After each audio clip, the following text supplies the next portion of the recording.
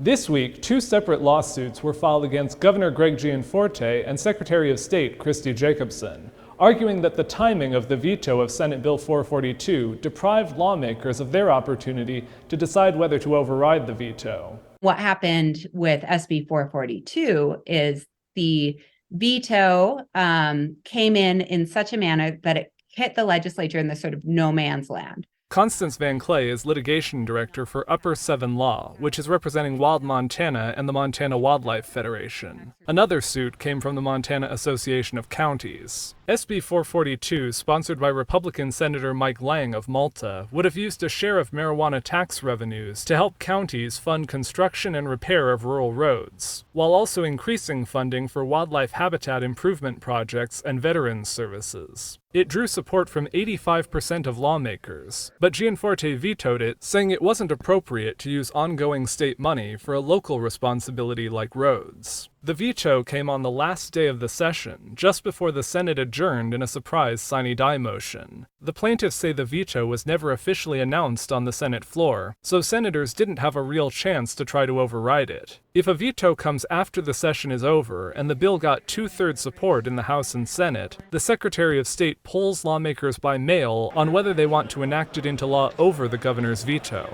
Plaintiffs say if that doesn't happen here, they're concerned not only that this bill won't get its opportunity, but that it would create a loophole governors could use in the future to keep the legislature from having a chance to override. And there certainly will be those opportunities if this particular action is not corrected.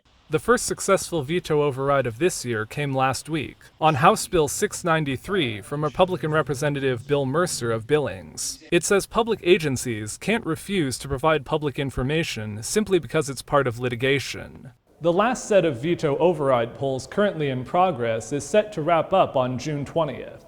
In Helena, Jonathan Amberian, MTN News.